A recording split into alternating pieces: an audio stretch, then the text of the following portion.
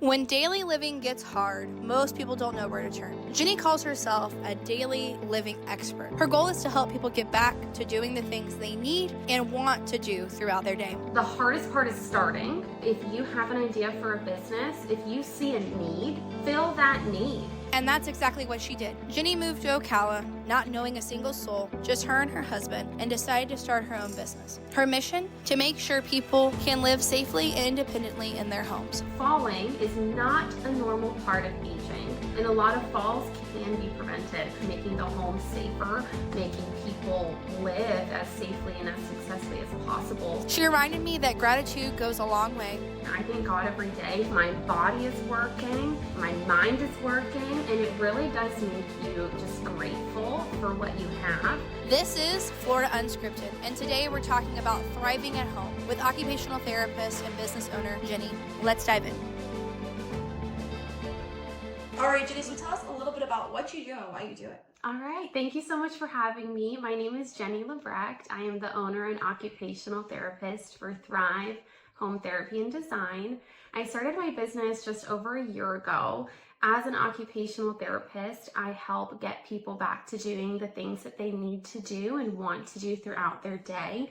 So I work with a wide variety of patients to help get them stronger, help just get them back to doing what is meaningful for them.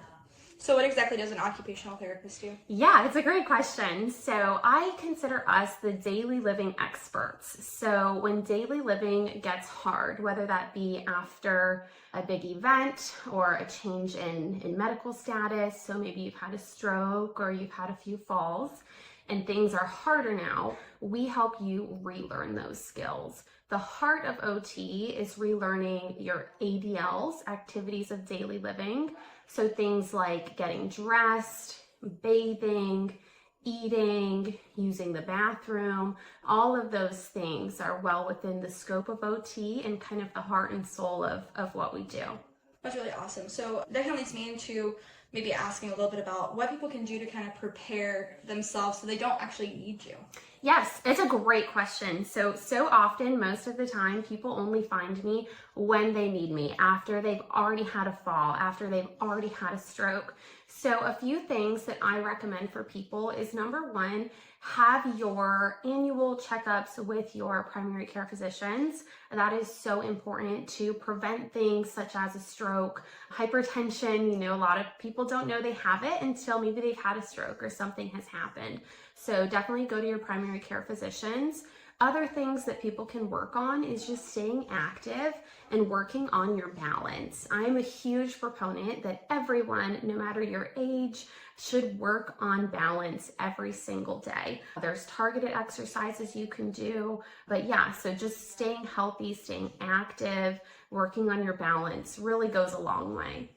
No, I definitely agree with that. I think it was interesting. My mom was talking about how I think it's a large percentage can't even take like a block and like put their foot from one side to the other and like without putting their foot down. Right. That's a complex skill. You know, we do things every day that we don't really break down that activity analysis of what it takes to lift a foot, stand on one foot, and place it on a block or whatever you mentioned. So it's true, as an occupational therapist, every little thing that someone's doing throughout their day, like taking a step, stepping over a threshold entrance to the shower, we are breaking down that task and looking at, okay, how can I help you be more successful and be safer in this task? And another thing I want to highlight, because you asked what can people do to not need me, part of what I do is I also look at the environment that people are living in.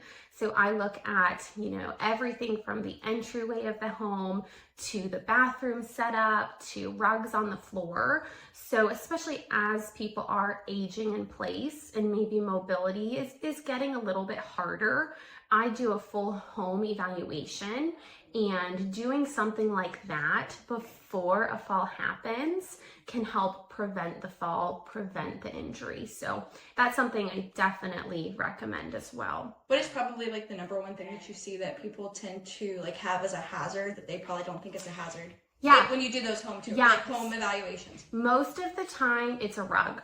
It's a rug. And that sounds so simple, just pick up your rugs, or I recommend having like the tape for underneath the rugs. So I think the statistic is like 80% of people, their falls are going to happen in their bathroom.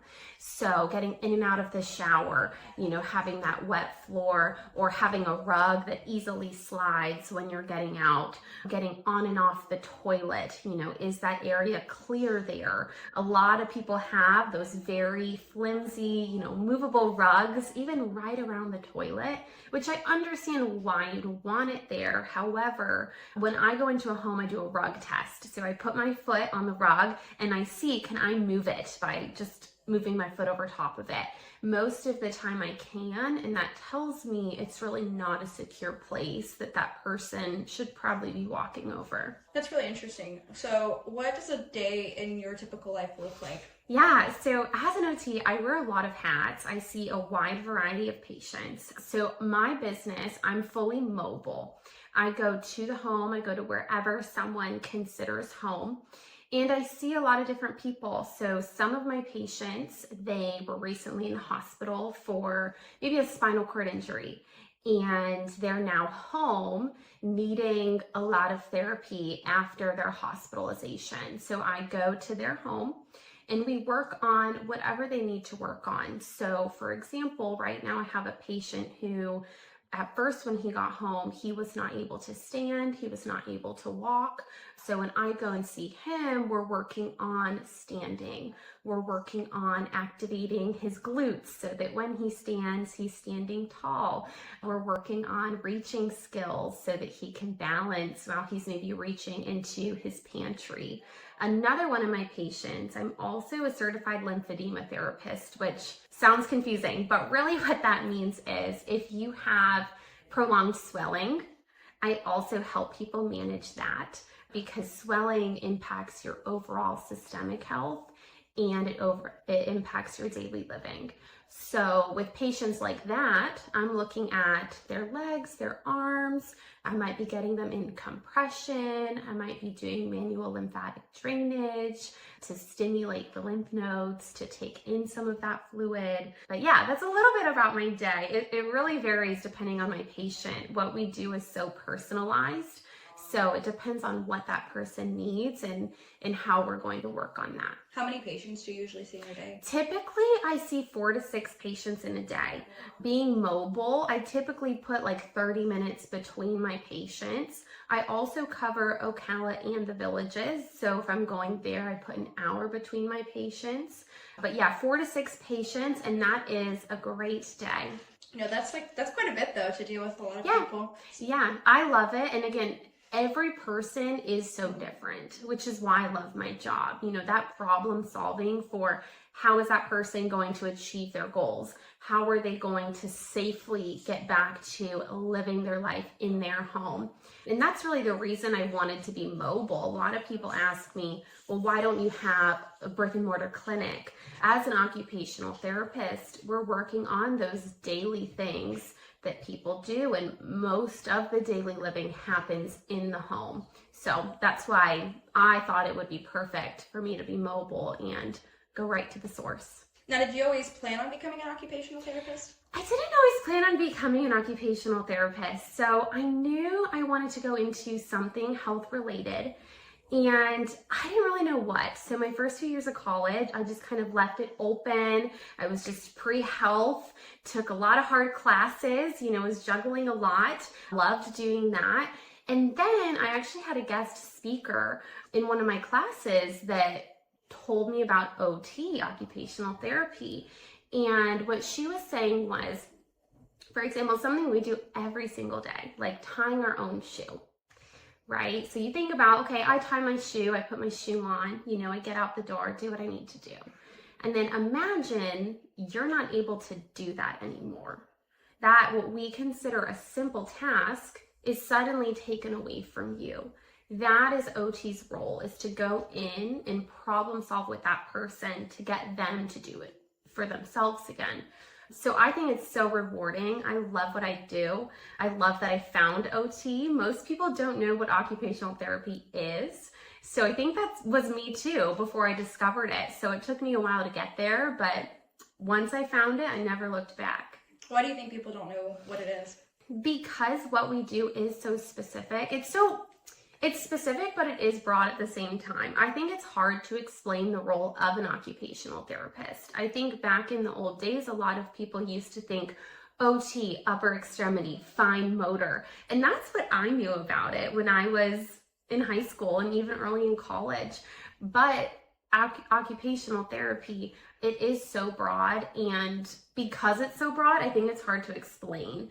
And a lot of people might not go through a stroke or a big accident where they need us, but once they do, they definitely know who we are, and they're very grateful to have an occupational therapist. What are some of the areas an occupational therapist can specialize in? Yeah, so one of them I mentioned is becoming a certified lymphedema therapist. So that's a specialty that I decided to do. Another area, you can become a certified hand therapist. I have so much respect for CHT, certified hand therapists. It's a very intensive certification, but you can specialize in almost anything. You can become a certified neurospecialist. You can really, there's a lot of different routes you can go, which I love. I love doing kind of a broad scope of occupational therapy, but also having my niche area of lymphedema and home modifications as well.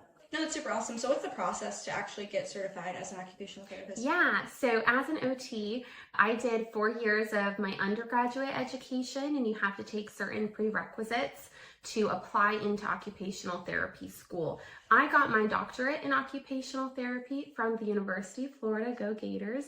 You can get your master's still in occupational therapy, and that's completely great to become a practicing OT. For me, the doctorate was about a year longer, and I just loved some of the different opportunities that it brought, which is why I decided to get my doctorate. What are some of the opportunities that you have? One thing I've always thought about is teaching.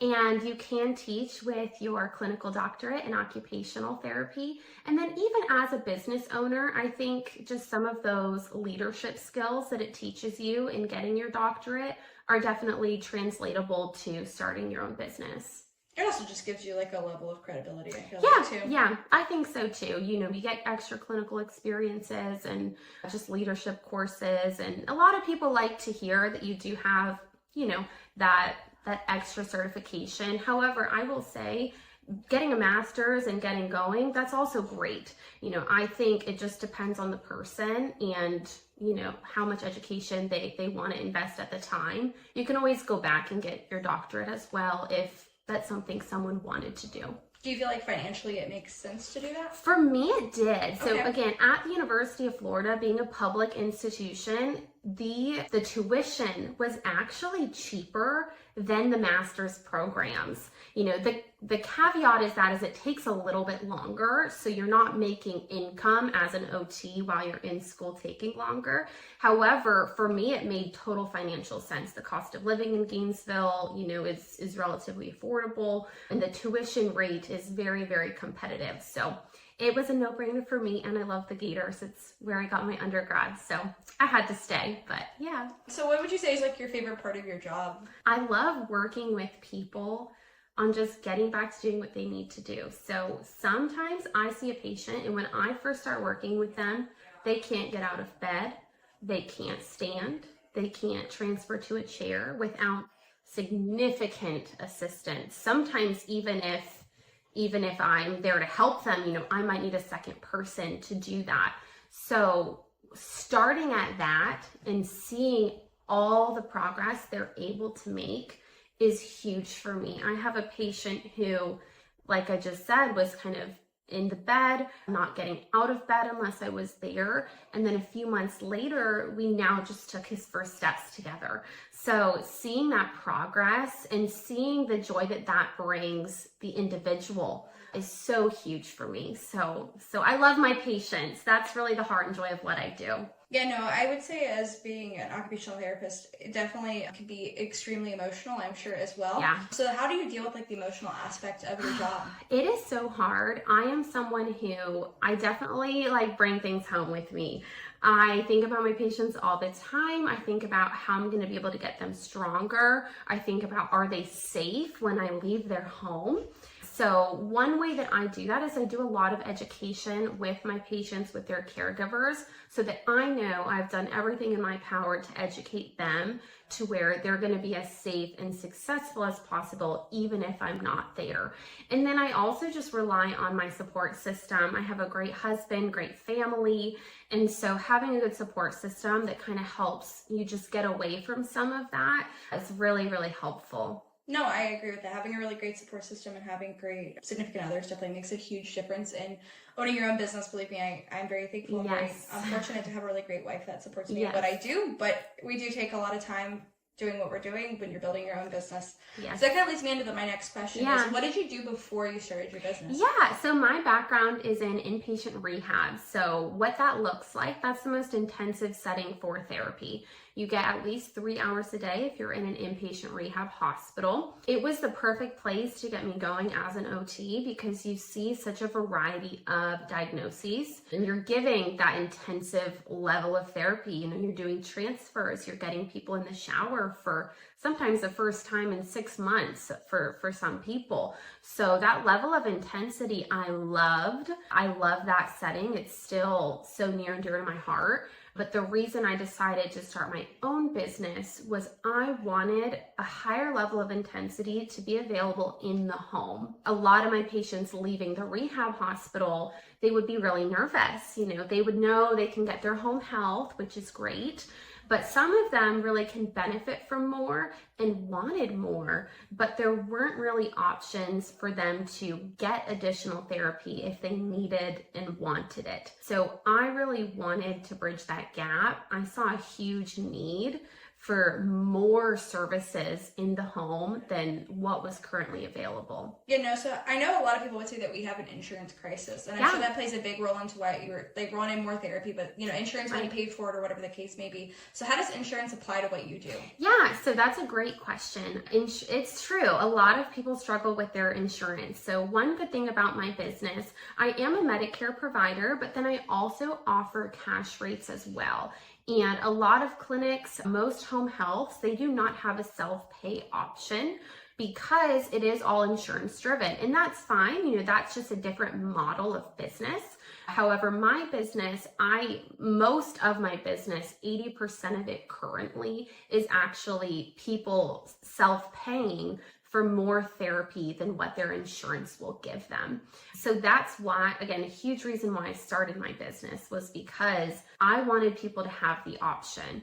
And I will say, people find a way to do it. You know, I get people all the way from high-end income to low-end income. And when your function has been impacted from whatever it may be, a lot of people want that additional option to get stronger because it's their daily living. So that is one of my biggest goals, is to bridge that gap so that people get more care that they need.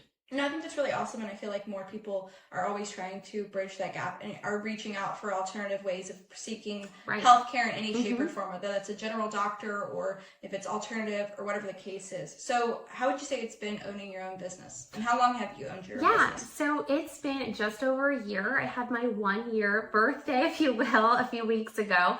It has been a blessing. First and foremost, I am so blessed to have my business, to be doing what I'm doing, to have the patients that I have.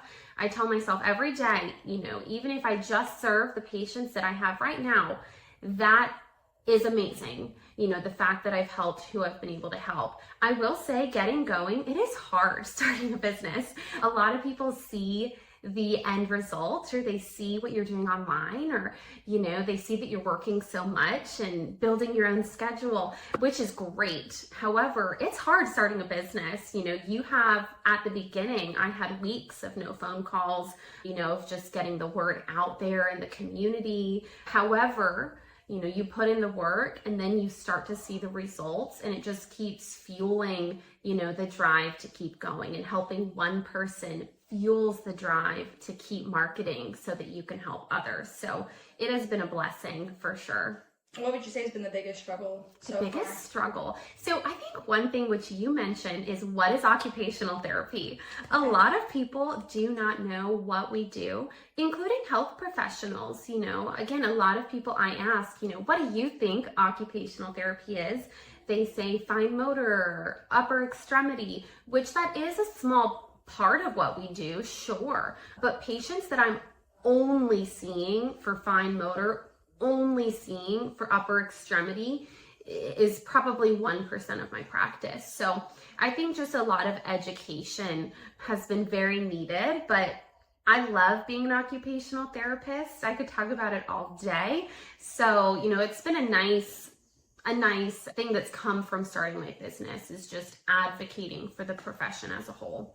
No, I think any of those, I don't know about physical therapy so much, but I would say occupational therapy and then dietetics, which we kind of, occupational therapy, physical therapy, dietetics, those three kind of all go together. Right. They all are like assistants to whatever the healthcare plan is. Like, it's the addition to. Right. It's not the main healthcare plan, but it's the allied health professionals, yes. I think they call it. Yeah. And speech therapy as well. It's speech therapy, yes. I knew I was forgetting one. But, I went to school to be a dietitian, and when I used to be like, I'm going to school for dietetics, they'd be like, what's that? And I'm like, a dietitian. They're like, what's that? And I'm like, we help people eat better, I guess. You have to end up having to kind of simplify and almost dumb down whatever it actually is. I think in some ways it's a negative, because it makes people think that there's no worth in what you do. Yeah. And that, something that you have to deal with and overcome. But I did want to ask, like, how do you tend to get your clients?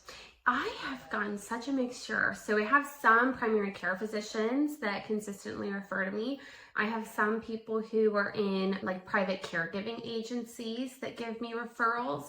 And then I have a lot of people that find me on their own because they're looking for additional resources. So people find me on Google, people find me on Facebook. They want extra resources. They're actively searching for extra resources, and that brings in a lot of people too. And then even just word of mouth. So, one of my patients works with me, and then suddenly one of their friends, had something going on, and they refer to me. So word of mouth as well has been great. I'm sure. And I know you mentioned that you do a lot of business in the villages. And so there's a lot of interesting people in the villages. Yes. And so I wanted to ask, like, maybe what has been one of the most interesting customers that you've had, or a list of customers? Feel free to list a couple. I love working in the villages. I have a saying that it's always sunny in the villages. It's a beautiful place. I had not really been much until I started working there. Something I love about the villages is all of the golf carts, which you have to be careful, but it also is so fun, and everyone's out getting fresh air. One of my favorite experiences that I've had in the villages so far, I have a patient who he was in rehab for a few months, in hospital rehab, extended stay, finally went home, was now using a wheelchair, and he hadn't been really out of his home, out of rehab, back into the villages community in months. And so for one of our sessions, what we did was we got in the golf cart, which is, that's a transfer, getting into the golf cart, very functional. We drove to a restaurant, and then we went into that restaurant and had his first meal back out into the community. So that's something that, number one, insurance would not pay for. So that's a good benefit of doing self-pay. Number two is so important and so in the heart of what we do as OT. To do that task, it's wheelchair mobility, it's transfers, it's community reintegration, your social, your psychosocial aspect of getting back out there. So that was a day that I went home and I said, wow, I am so blessed to have my business, to have the patients that I have and do what I do, because it's very impactful. Yeah, no, I think we really take for granted the basic day-to-days. And I think being an OT, you realize that there's a lot of people that can't do those. Yeah. And the emotional and mental toll, and physical too, toll that it takes on people when they're unable to do those things. Yeah, absolutely. And I thank God every day. I'm a religious person. I thank God every day for today. I got through my day. I can do what I needed to do. My body is working. My mind is working, and it really does make you just grateful for what you have and really take advantage of every day when you work with people who are having a hard time, with those basic activities of daily living. Yeah, no, I 100% agree. I'm going to switch gears just a little bit and ask, are you originally from Marion County? No, so I'm actually from Brevard County, Space Coast, so 321. Yeah, so I've been in Ocala just over 2 years now. and I started my business a year ago. So I moved to Ocala not knowing a single soul, just me and my husband, literally did not know anyone. And I decided to start a business. So some would call me crazy, but it's been great in honestly getting me out into the community more. You know, I've met so many people in starting my business. So it's been just great in getting more involved in the community. But yeah, I've been here just over 2 years and it's been great so far. Awesome. What brought you here? My husband's job, actually. He's a dentist, and okay. he just had a really good job opportunity here. We really liked the people. We were living in Gainesville prior while he was finishing school, and so we thought, all right, it's not that far from here, you know, let's try it. And so, yeah, we just said, okay, let's go to Ocala, and it's been great so far. That's awesome. Does he own his own practice? No, he is an associate at a practice here in town. Okay, that's awesome. Yeah, I know. It's funny because my dad actually does all the radiography and stuff. For nice. Yeah, so that is funny. It's a small world. It is a small world. That's what he does. But you know, when you say UF, there's not very many dental schools. So there's not. You only got a couple to pick from. It's true. It's true. So he went there for dental school. I went there for OT school. We actually met in undergrad. We both went there for undergrad too. Okay. So big Gator family. Yes, I'm sure. Yes. Yeah, no, I met my wife in college too, so nice. I think it's kind of fun whenever you kind of grow together, both in your careers and all of that. Yeah. There's pluses and minuses to it, but it's definitely it's special. I think it's definitely different than my counterparts that are either now still trying to meet people or whatever the case is. I'm glad I'm not them. Yeah, I know. We're so blessed. We met when we were 18, just little freshmen in college. And, you know, we had no idea then that we'd be married and have this life now. But yeah, very blessed to have him. So towards the end of my podcast, what I always ask is if somebody's looking to do what you do, what would you tell them? I would tell them, first of all, the hardest part is starting. So just to get started, you know, if you have an idea for a business, if you see a need, fill that need. There's so many needs in the health system and just in life in general. So I would say just get started. Don't be afraid to take the jump. As long as you're passionate about what you do and you're good at what you do, people will come. It's hard. It's hard when you get going, like I said. However, you have to keep pushing through. It's going to be worth it. You have to believe in yourself first and foremost, because you know, that goes a long way. But just to get started, part of me was like, oh, should I do this? I don't know. But I kind of just went full throttle into it. And I think that was a great way to do it for me. There's a lot that I learn every single day. I think if I knew all that was involved in having a business, I would have been a little bit shyer from starting, but I think that's good. I just went into it and I've been learning as I go, which is so normal, I think, for owning a business for the first time. So I would tell them, don't be afraid to take the jump and get started and believe in yourself. Awesome. What's one thing that you would wish that you could go back and redo? Because you mentioned, you know, being in business and starting out, like jumping in and doing it, but also, you know, it's a lot of stress and a lot of mental, you have to have some grit. Let's put it that way. I think that I would just tell myself, especially at the beginning, that it's normal for it to be slow at the beginning. You know, I was like 2 weeks in and I'm like, I want a patient, like I want to help someone, I want to do this. And I am naturally a worrier. So I think I would just go back and tell myself, you know, hey, a few months from now, you're going to be good. You know, people will call, people will find you, just so that I could relax. But I think that would be it. You know, I've learned as I've gone, I wouldn't necessarily change the way that things have grown, the way that things have gone. I think it kind of needed to happen like that for me to be where I am now. But I would just tell myself to relax a little bit in the sense of not worrying about the business coming. You know, it will come. Yeah, no, I think it's true. Even when I started real estate, because I worked for my mom for a while as her buyer's agent, and then I switched and did it by myself. It just didn't really quite work out in the beginning, and then now my mom's working for me, so it's funny.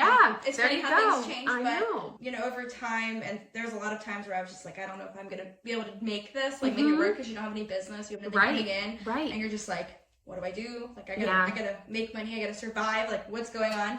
You know? And then when you end up having that success, I think it just makes it more rewarding. Yeah, it's true. And also I will say, like, if you know anyone else that has started a business, don't be afraid to ask questions. Don't be afraid to lean on some other people that you know. I was blessed to be connected with a physical therapist that's more in like the New Smyrna area that did something similar. I met a physical therapist in the Villages that has a very similar model to me. So some of those people, there's also people here in town, physical therapists in Ocala that do similar to me.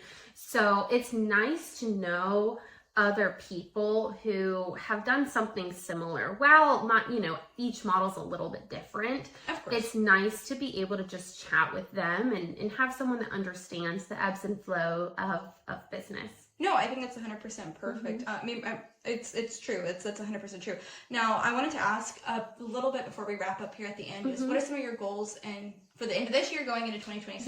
Yeah. So one of my big goals right now is to hire someone else. So I'm at the point where I have been a solopreneur. It's been just me for the first year, which has been fabulous. I would love to have some other therapists on board. And I do feel that I'm about at that point where I'm going to need some help. So that's kind of my next step is to hire someone else. Another one of my big goals, especially for my lymphedema services, is to kind of expand into more assisted living, independent living. I found that whenever I go to these facilities, there's a huge need, and there's not a lot of people who are physically traveling to those facilities, especially to manage the lymphedema, the swelling.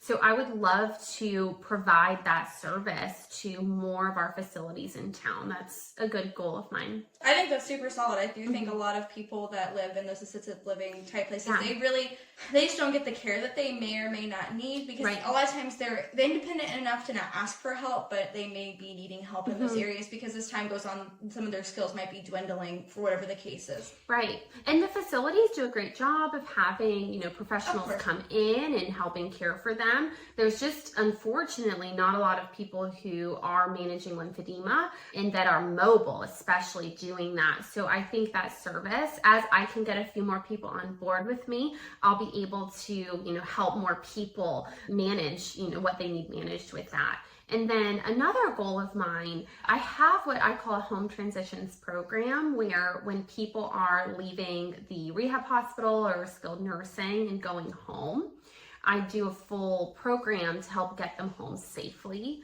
And that is like my heart and joy of OT, of what I love doing. So I go to the hospital, I do an evaluation, I go to the home, I do an evaluation, and then I try to pair the two things together so that that person can go home and go home safely and successfully. So that's another part of my business that I would love to do a little bit more of because, again, it's so impactful. Getting people home, getting them home safely is probably every therapist's goal. So that's another area I would love to just amp up a little bit and help more people. No, I think that's probably one of the most important services that you can provide because I think I don't remember what the statistic is, you probably know it, that if a woman falls, if they end up falling next time, like the chances that they're going to end up recovering from that. So like people go in for a routine surgery, like maybe they had, back surgery, like minor surgeries, nothing crazy. And for whatever reason, because they're there and, as you're older, those staying in bed for lengthy periods of time are going to have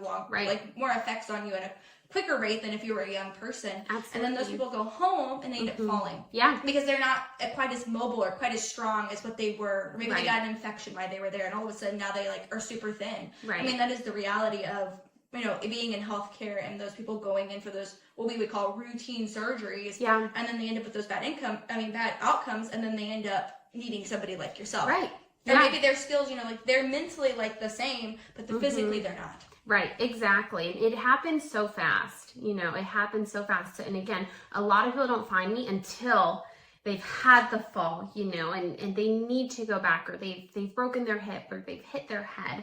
And so that home transitions program, my goal is to get them all set up successfully, to connect them to other professionals too, that, maybe they need private caregiving in there. Maybe they need a mobile physician to come and check in and do house calls while they're still recovering. Maybe they need someone to come and install a grab bar. So my goal with that program is to connect them with all of those individuals, make it as seamless as possible, modify the environment to fit them. A lot of times we tell the person, well, you have to be able to step over this threshold. You have to be able to get on and off this low toilet.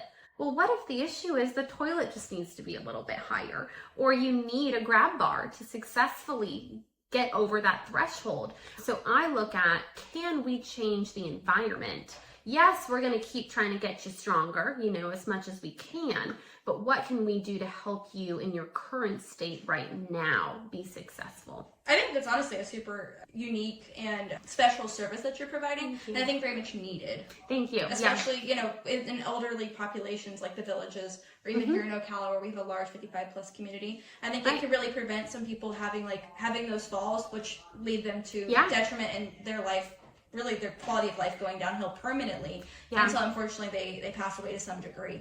Right. And so it's true. It is really bad. Yeah, Marion County is #1 in fall-related death, fall-related injury. So that is something, I've been trying to tag team too. We have a fall coalition in Marion County now that meets, and we try to come up with ways that we can bring that number down. And that's right in line with my business and what I do, is making the home safer, making people, live as safely and as successfully as possible, so that they don't have that fall that leads to injury or death. That unfortunately. Yeah, and a lot of falls can be prevented. Yes. I tell people all the time, falling is not a normal part of aging.